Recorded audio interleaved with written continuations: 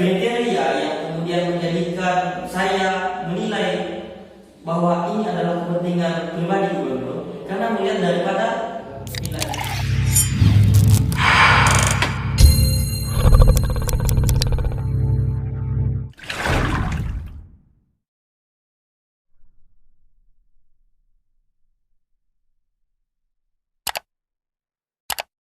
Bismillahirrahmanirrahim. Assalamualaikum warahmatullahi wabarakatuh. Berjumpa lagi dengan saya di sini. Apa kabar kalian semua? Semoga kalian semua dalam keadaan baik-baik saja.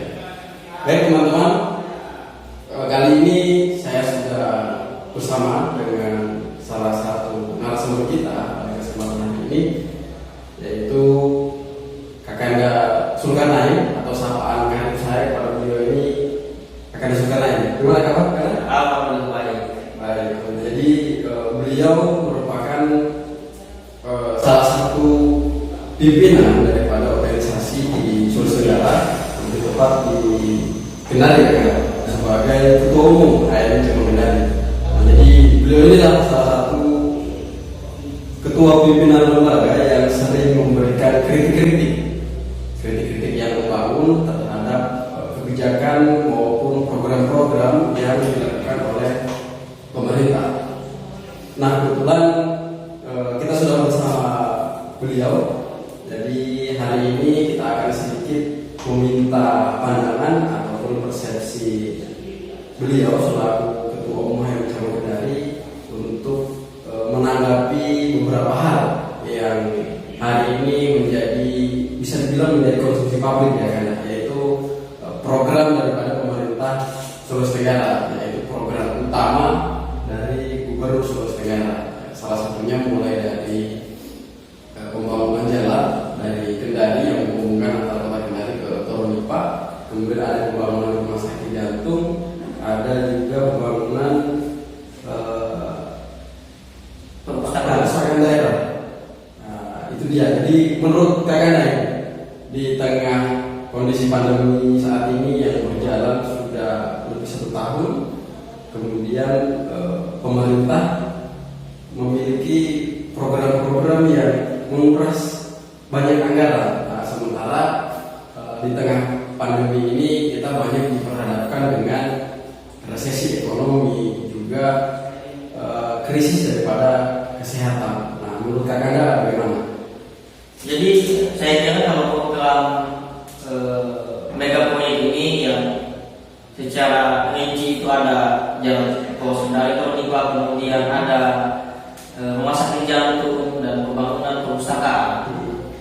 Saya kira ini adalah program yang sudah dirancang sebelum masa pandemi ini.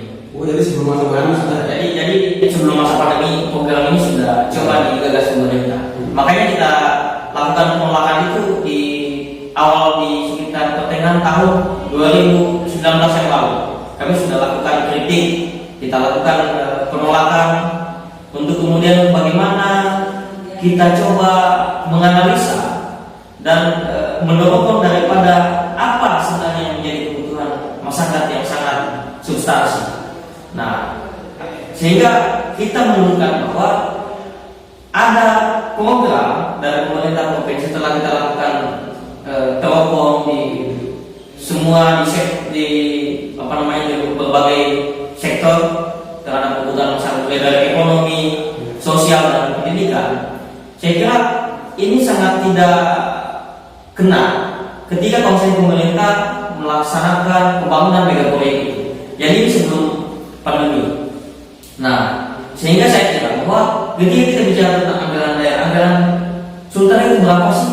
Saya kira tidak begitu signifikan ketika ada program yang sefantastis ini, seperti yang dirancang gubernur. Mestinya kalau kemudian pemimpin daerah yang punya koneksi yang baik, pemimpin daerah yang punya gagasan yang baik, kemudian pemerintah daerah yang memiliki arah kebijakan dan pembangunan yang memang itu menyasar daripada kebutuhan masyarakat. Saya kira tidak kemudian begitu penting ketika pemerintah mencoba untuk melakukan pembangunan ketiga item tadi yang telah kita sebutkan, yang diantaranya adalah jalan crossing dari Kaunipa, perpustakaan, kalau tidak salah perpustakaan nasional namanya, dengan rumah sakit jantung. Nah, yang pertama ketika kita bicara tentang kebutuhan rumah sakit jantung, ada berapa sih pasien penderita penyakit jantung di Sulawesi Tenggara ini yang membutuhkan ruang khusus untuk perawatan jantung tersebut. Nah, saya kira kita sudah ada beberapa rumah sakit di Tenggara. Ada rumah sakit Bantaramas, ada rumah sakit kota, dan itu rumah sakit ini juga adalah rumah sakit yang sudah menyediakan daripada ruang khusus untuk para penderita jantung. Nah, saya kira untuk rumah sakit jantung ini, karena dasar seperti itu tadi, saya kira ini sangat tidak substansi dan sangat tidak tepat ketika misalkan pemerintah Sulawesi Tenggara itu menggelontorkan anggaran yang sangat besar untuk pembangunan rumah sakit jantung, karena harusnya tinggal dikembangkan saja di rumah sakit Bantaramas mungkin atau di rumah sakit kota, tinggal itu saja disiapkan pemerintah provinsi satu gedung khusus itu, saya kira tinggal kerjasama dengan kota. Nah, kemudian membuat satu bangunan yang itu uang perawatannya untuk penderita jantung.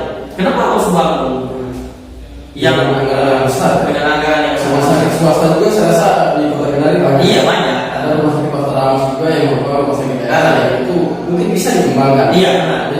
Jadi menurut Kakanda selaku Ketua Umum HMJ Kendari menganggap bahwasannya pembangunan yang dilakukan oleh pemerintah salah satunya adalah pembangunan rumah sakit jantung, kemudian pembangunan jalan yang menghubungkan Kendari dan Kaunipa itu belum tepat sasaran ya. Iya. Apalagi kalau tidak salah saya juga pernah mendengar bahwasanya pemerintah berencana untuk membangun gedung DPRD baru. Ya. Iya. Padahal katanya kalau tidak salah gedung DPR ini belum lama direnovasi. Nah, saya lanjut tadi. Selanjutnya, misalkan ketika kita lihat perpustakaan nasional. Nah, perpustakaan daerah ini kan ada.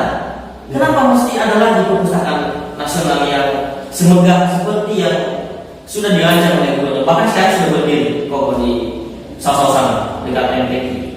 Nah, sehingga ini bukan kebutuhan. Kemudian harusnya pemerintah itu konsentrasi dulu menyiapkan satu data yang data itu memang menunjukkan tingkat kebutuhan membaca masyarakat, tingkat kebutuhan membaca anak muda, ataupun mungkin tingkat kebutuhan membaca para pelajar, entah itu SMP, SD, SMA, dan mahasiswa, itu memang begitu signifikan dan ruang untuk membaca itu kurang. Nah, ketika misalkan ada data itu masuk akal untuk kemudian pemerintah mencoba menggagas ataupun mungkin membangun sebuah perpustakaan nasional yang bertaraf internasional, saya kira. Nah, hari ini kan ketika kita bicara tentang keadaan anak muda, saya kira sangat jarang kita temui anak muda yang membaca buku seperti yang disiapkan di perpustakaan. Saya kira sekarang sudah digital, orang membaca di handphone, kemudian aktivitas sosial itu pun dilakukan di handphone. Aktivitas belajar dilakukan rata-rata di handphone, apalagi di masa pandemi seperti sekarang. Nah, kemudian selanjutnya jalan. Kita harusnya dulu sebenarnya, kalau saya misalkan menilai pemerintah provinsi itu harusnya dulu ada berapa kebutuhan perbaikan jalan di Tenggara ini. Data terakhir yang saya dapat bahwa ada kurang lebih 250 km jalan di Sulawesi Tenggara yang membutuhkan gagasan dan membutuhkan kehadiran pemerintah provinsi Tenggara. Tapi itu justru tidak menjadi konsep pemerintah di sana dalam gubernur. Malah yang ada justru mereka membuat satu program pembangunan jalan crossing dari Kaunipa yang jumlahnya yang panjangnya itu hanya kurang lebih dari 14 km. Nah, 14 km ini di tahap awal pembangunan di tahap 1 kemarin itu sudah digelontorkan anggaran kurang lebih 100-an miliar, lebih dari 100 miliar pokoknya. Nah, kemudian di tahap kedua itu disiapkan lagi anggaran kurang lebih 800 miliar. Hasil dari pinjaman. Nah, ini pinjaman dari SDN. Sebentar kita bahas juga soal pinjamannya. Nah, kemudian kabar terakhir kemarin di akhir tahun 2020, gubernur kembali melakukan pengajuan DPR Sulawesi Tenggara untuk kemudian menggunakan dana daerah, menggunakan anggaran daerah untuk memporsikan anggaran untuk kepentingan pembebasan lahan di jalan untuk kebutuhan pembangunan jalan Kendari Tolipa. Nah, saya kira ini anggaran yang sangat fantastis dan tidak masuk akal. Besar sekali. Sudah lebih dari 100 triliun hanya untuk pembangunan jalan tol Kendari Tolipa yang panjangnya hanya lebih dari 15 km. Sementara ketika kita lihat jumlah kerusakan jalan yang kurang lebih 250 km, ketika kita kita rinci per kilometer, dalam 1 kilometer misalkan disiapkan anggaran 3,5 miliar, maka secara keseluruhan yang jumlah keseluruhan jalan rusak kita itu 250 km dengan rincian anggaran 3,5 miliar per kilometer, maka dia hanya menghabiskan anggaran kurang lebih 800 miliar. Hanya tidak berarti anggaran yang dipakai untuk perbaikan pembangunan jalan dari Kendari ke Tolipa itu ketika anggaran yang digelontorkan untuk perbaikan jalan di beberapa tempat di Sulawesi Tenggara itu lebih anggaran. Ketika misalkan anggaran Kendari Tolipa ini digelontorkan untuk perbaikan jalan Sulawesi Tenggara yang panjangnya kurang lebih 250 km, ini anggarannya lebih ya? Iya, tidak sampai 1 triliun, tidak sampai 900 juta malah, hanya kurang lebih 800 juta, lebih dari 800 juta pokoknya. Nah, sehingga itu memang menjadi lanjut bahwa kemungkinan ada kepentingan lain di sana. Jadi ada analisa, ada kepentingan. Jadi kita coba lakukan analisa, kita coba teropong daripada berbagai macam aktivitas proses pembangunan megaproyek khususnya pembangunan jalan Kendari Tolipa. Seolah-olah memang ada satu kepentingan pribadi dari seorang gubernur sehingga dia begitu getol untuk menguruskan daripada proyek pembangunan jalan Kendari Tolipa ini. Nah, mungkin ini bisa juga kita bahas di momentum lain. Nah, sehingga mungkin kan ada dasar-dasar itu kita lakukan penolakan, bahkan di beberapa momentum lain kita juga lakukan penolakan untuk pembangunan kantor DPR yang jumlah anggarannya sangat fantastis juga. Nah, dari secara keseluruhan untuk pembangunan ini, saya kira pemerintah provinsi itu mengambil anggaran itu dari pinjaman di PT SMI. Nah, PT SMI itu kemarin sudah mencairkan beberapa anggaran ya untuk pembangunan beberapa item. Nah, tapi pada dasarnya secara inti bahwa memang gubernur melakukan pinjaman ke SMI ini akan kembali menguatkan ke daerah. Nah, pada akhirnya setelah masa jabatan gubernur selesai, yang akan membayar itu daerah lagi. Iya, hutang. Jadi kebutuhan masyarakat itu akan terbatas hanya untuk membayar piutang gubernur selama beberapa tahun ke depan. Setelah misalkan pembangunan anggaran gubernur itu di akses oleh SMI. Nah, saya kira yang akan melatih siapa lagi? Masyarakat lagi. Jadi saya kira tidak akan ada lagi yang terpenuhi secara keseluruhan 250 km pembangunan infrastruktur lain, kemudian kebutuhan pembangunan pendidikan. Saya kira itu tidak akan terpenuhi lagi dengan adanya pemerintah provinsi PT SMI ini. Jadi itu mungkin teman-teman pandangan dari seorang ketua umum HMI Kendari, bahwasanya proses pembangunan jalan yang dilakukan oleh pemerintah khususnya mega proyek, ada beberapa proyek pembangunan jalan, pembangunan rumah sakit jantung, kemudian pembangunan perpustakaan, bahkan sampai rencana atau wacana pembangunan gedung DPRD itu dirasa belum tepat sasaran karena anggaran yang begitu besar sebenarnya lebih banyak dibutuhkan oleh aspek-aspek lain, mungkin untuk bantuan UMKM yang itu outputnya, kontribusinya lebih tepat untuk meningkatkan perekonomian daripada masyarakat, karena anggaran daerah hanya berapa kemudian digunakan untuk pembangunan jalan besar sekali. Nah, iya, ini lagi ketika kalau sudah sempat tadi disinggung soal hari ini kita berada pada masa yang begitu sulit di masa pandemi, saya kira anggaran daerah itu akan terbagi lagi. Akan ada lagi diporsikan untuk bagaimana memenuhi kebutuhan kesehatan masyarakat di masa pandemi ini, mungkin persoalan alat kesehatan, APD dan lain sebagainya untuk keperluan fasilitas kesehatan di masa pandemi itu, ditambah lagi dengan pinjaman, saya kira kita akan kehabisan energi dan kehabisan anggaran daerah hanya untuk mengganti daripada utang gubernur yang notabene pembangunan ini tidak begitu penting dan tidak begitu menyentuh di lapisan masyarakat yang paling bawah, saya kira. Nah, sehingga memang ini perlu ada penolakan dari mahasiswa mungkin, dari anak-anak muda, serta perlu ada gagasan seperti apa sebenarnya yang harus direkomendasikan untuk gubernur negara untuk menjadi konsen atau menjadi fokus pemerintah ke depan. Saya kira begitu.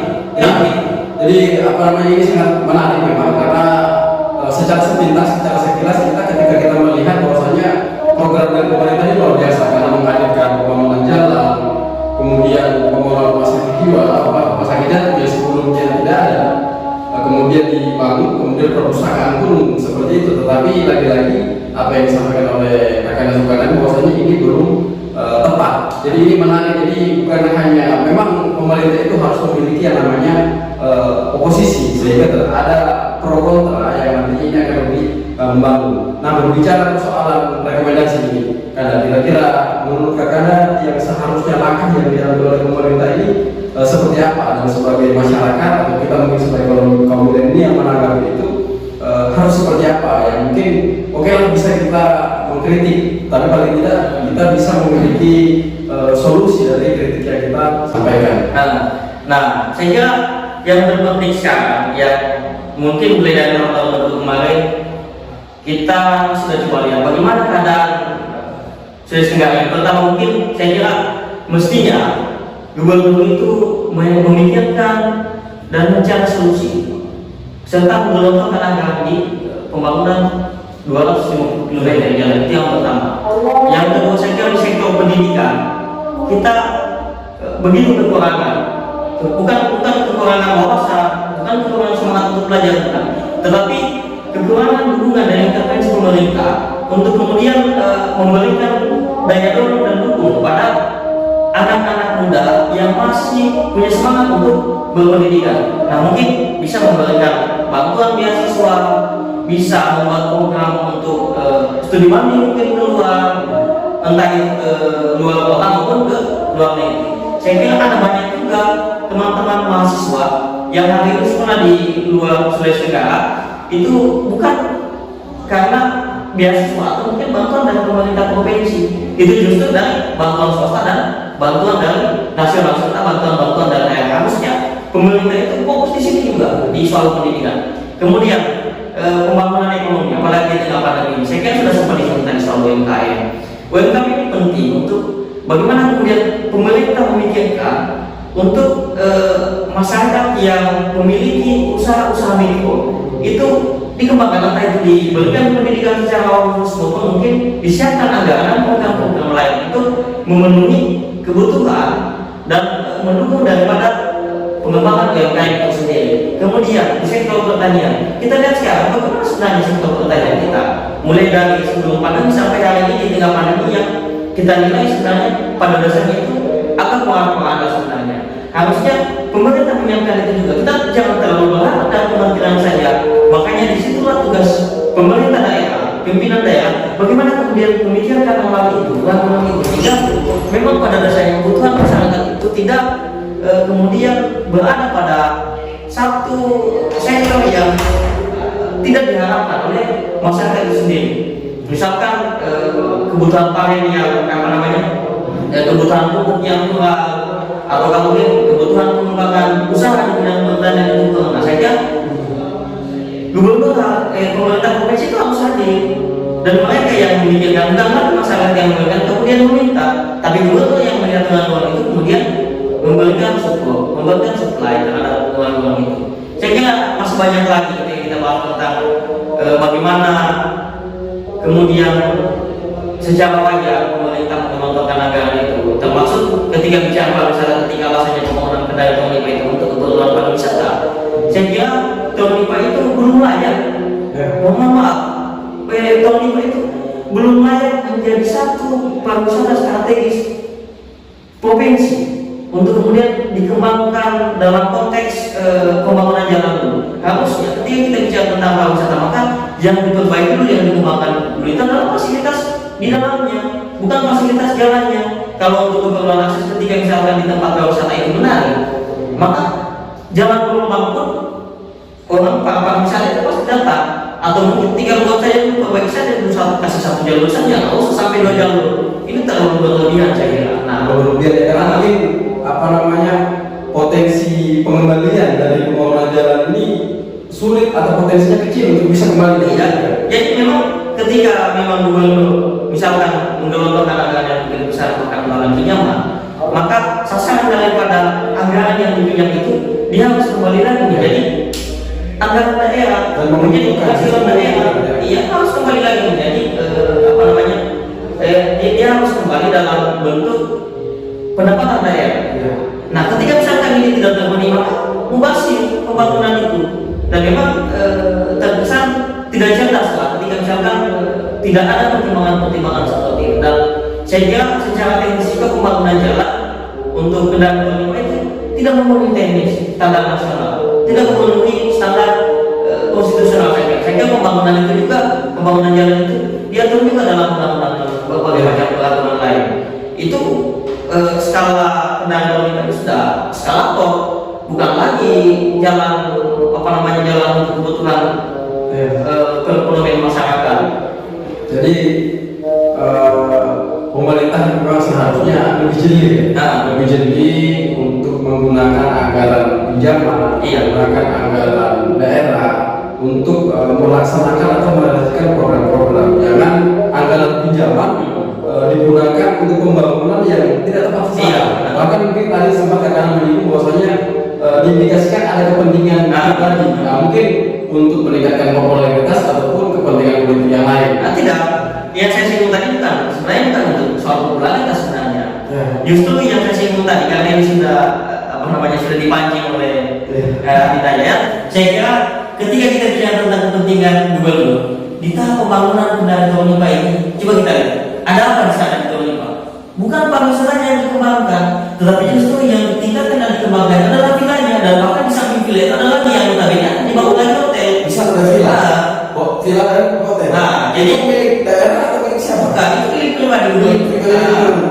Jadi di sini apa namanya, kriteria yang kemudian menjadikan saya menilai bahwa ini adalah kepentingan pribadi gubernur, karena melihat daripada villa itu. Ketika kemarin jalan kendaraan tol Lipa sudah dianggarkan, sudah dikembangkan, maka villa ini juga dipemegang. Bahkan ada bangunan baru di belakangnya yang ditambah. Ini juga melanggar menguntungkan pribadi. Iya, ini juga pada dasarnya bangunan ini melanggar daripada undang-undang lingkungan hidup. Nah, habis itu setelah villa itu adalah satu bangunan baru yang masih dalam tahap pembangunan, yaitu hotel, kabarnya hotel yang akan dibangun sana. Jadi saya kira memang ini bukan kebutuhan daerah pada dasarnya, tapi ini adalah kebutuhan investasi pribadi. Berarti ada kepentingan yang di framing bahwasanya ini adalah pembangunan untuk masyarakat. Tapi indikasi atau apa namanya, dampak ataupun apa secara analisa bahwasanya ada kepentingan pribadi. Bahkan seperti disebutkan tadi banyak pelanggaran-pelanggaran. Iya benar. Nah, ini memang hal yang memang perlu kita kaji lebih dalam, kemudian memang perlu ada pro kontra agar ini semua bisa terbuka dan masyarakat bisa mengetahui, karena masyarakat mungkin tidak mengetahui soal itu. Karena ya pemahamannya masyarakat ketika dibangunkan jalan mereka senang, tapi kan hanya masyarakat yang merasakan saja. Iya. Masyarakat yang lain jalanannya masih rusak. Ya, benar. Oke, mungkin itu yang bisa kita sharing pada kesempatan hari ini terkait dengan program daripada pemerintah menurut pandangan dan persepsi dari kedua lembaga, yaitu Ketua Umum HMI Cabang Kendari Kakanda Zulkarnain. Terima kasih atas waktunya. Jadi teman-teman, itu dia tadi, dan juga semoga bisa lebih mencerahkan kepada kita, kemudian juga bagi pemerintah ketika misalkan ada pemerintah yang menonton, bahwasanya ini adalah salah satu kritikan yang bukan ingin menjatuhkan daripada pemerintah, tetapi untuk membangun pemerintah dan untuk memperbaiki daripada kinerja pemerintah. Ya, karena memang pemerintah dipilih oleh rakyat harus memberikan yang terbaik untuk rakyat. dengan mementingkan kepentingan kelompok maupun pribadi. Ya. Mungkin demikian, nanti bisa kita berjumpa lagi di lain kesempatan. Oke, wassalamualaikum warahmatullahi wabarakatuh.